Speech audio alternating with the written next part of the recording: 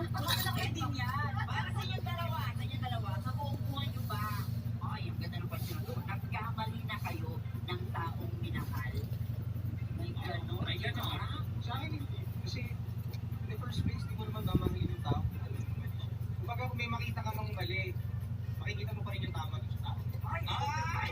Mas importante kasi hindi na lang yung mas mabuti kaysa mas hindi lang yung iisipin mo, hindi sa other ending, sa lahat ng mga. Kaya Christopher, nakipag-date ka na ba sa isang fan? Hindi ba?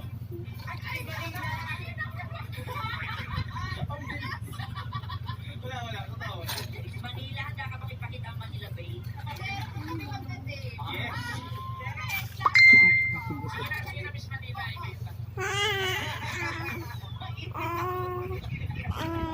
May follow-up question kami sa Calvin. May chismis na lumabas noong 2019 na nakita ka raw sa Hong Kong na nagsha-shopping kasama ang isang gay. Sino yun? Sino yun, Calvin? Pero gusto, Pero totoo yun. hindi po totoo kasi hindi pa ako Hong Kong. hindi pa ako nakapunta sa ibang bansa kahit saan. Ay, bakit pipig? Hindi siya yun. Ako yun. So, walang katotohanan yun. Walang katotohanan yun. Nagkakalat ng rumor lang yan. Ano masasabi mo sa kanila, message mo? Thank you po. Thank you. Tama. Diba? Hilidin ko. Diba? Ala, bakit? Kawawa.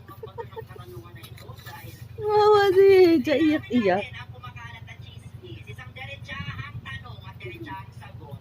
Ubus mo yan ah. Una ba? Very good. Si Lizelle.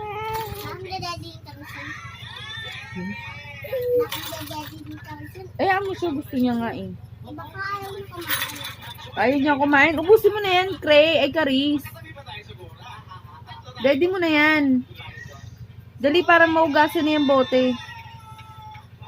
Dali na, nak. Ubus mo na yan. Konti lang yan, oh.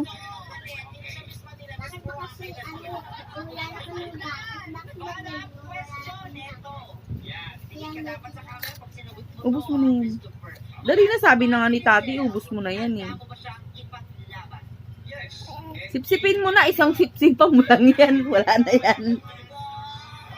Dali na, mamay, magugutom na naman si Yesha. Kukunin pa yan sa'yo. Miss Manila, ano? Ubus mo na yan.